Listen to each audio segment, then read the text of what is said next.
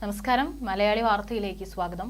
അർജുനെ കണ്ടെത്താനായുള്ള ശ്രമങ്ങൾ ഇന്ന് 8 ദിവസം പിന്നിടുകയാണ്.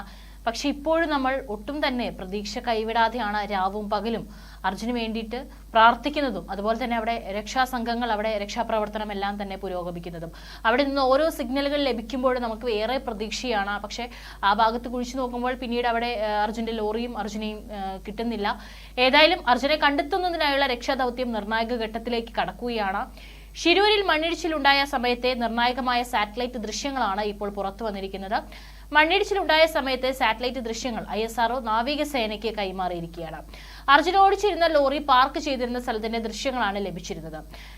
നദീകരയിൽ അർജുന് വേണ്ടി തെരച്ചിൽ നടത്തുന്ന സ്ഥലത്ത് നിന്നുള്ള റഡാറിന്റെ സിഗ്നൽ മാപ്പും പുറത്തു വന്നു. നദീകരയിൽ നിന്ന് 40 മീറ്റർ മാറിയുള്ള സ്ഥലത്ത് നിന്നാണ് സിഗ്നൽ കിട്ടിയത്.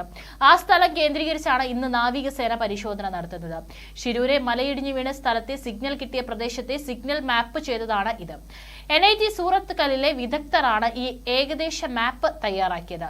മണ്ണ് ഇടിഞ്ഞിറങ്ങിയ രീതി വെച്ച് നോക്കിയാൽ അതിനടിയിലുള്ള ട്രക്ക് മറിഞ്ഞ് നീങ്ങാനുള്ള സാധ്യത കൂടി കണക്കിലെടുത്താണ് മാപ്പ് തയ്യാറാക്കിയത്. 20 ടൺ ഭാരമുള്ള ലോറിയാണ് അർജുന്റേത്.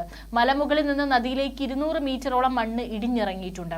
അതിന്റെ ആഘാതം പരിശോധിച്ചാൽ ഇത്ര ഭാരമുള്ള ലോറി ഇപ്പോഴുള്ള കരയിൽ നിന്ന് 40 മീറ്ററോളം അകലത്തിലാകാം. അവിടെ നിന്നാണ് സിഗ്നലുകൾ ലഭിച്ചിരിക്കുന്നത്.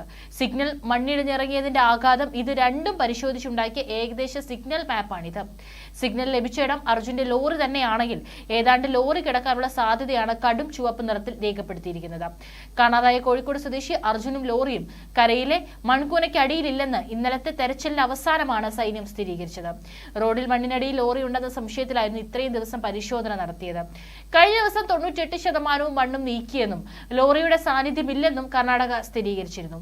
എന്നാൽ സൈന്യം എത്തിയതോടെ പ്രതീക്ഷ കൂടി. പക്ഷേ പ്രതീക്ഷകൾക്ക് മങ്ങലേൽപ്പിച്ചുകൊണ്ട് ലോറി കരയിലില്ലെന്ന് സൈന്യം സ്ഥിരീകരിക്കുകയായിരുന്നു. തിരച്ചിൽ 8 ദിവസം പിന്നിട്ടിട്ടും അർജുനെ കാണാത്തതിൽ വലിയ നിരാശയിലാണ് ഒരു കുടുംബം മുഴുവൻ. കനത്ത മഴയാണ് രക്ഷാദൌത്യത്തിന് വെല്ലുവിളിയാകുന്നത്. അർജുനെ കണ്ടെത്താൻ ഇന്റലിജൻസ് ഒബ്ജക്റ്റ് ഡിറ്റക്ഷൻ സിസ്റ്റം ഉപയോഗിക്കാനും ഭരണകൂടം ആലോചിക്കുന്നുണ്ട്. ഇതിനായി കരസേനയുടെ മേജർ ജനറലായിരുന്ന പാലക്കാട് സ്വദേശി M ഇന്ദ്രപാലിന്റെ സഹായം കർണാടക സർക്കാർ തേടി. ഔദ്യോഗികമായി അറിയിപ്പ് ലഭിച്ചാൽ ഈ ടെക്നോളജി ഉപയോഗിക്കുമെന്നും M ഇന്ദ്രപാൽ പറഞ്ഞതായാണ് വിവരം. ഏതായാലും അർജുനെ സഹായിക്കാൻ എന്തൊക്കെ ഉപകരണങ്ങൾ എത്തിക്കാൻ പറ്റുമോ അതെല്ലാം അധികൃതർ ചെയ്തുകൊണ്ടിരിക്കുകയാണ്. ഇപ്പോഴും പ്രതീക്ഷയോടുകൂടി തന്നെ അർജുനെ കണ്ടെത്താൻ സാധിക്കും എന്നുള്ള ഉറച്ച വിശ്വാസത്തോടു കൂടി തന്നെയാണ് അവിടെ രക്ഷാപ്രവർത്തനങ്ങളെല്ലാം തന്നെ പുരോഗമിക്കുന്നത്.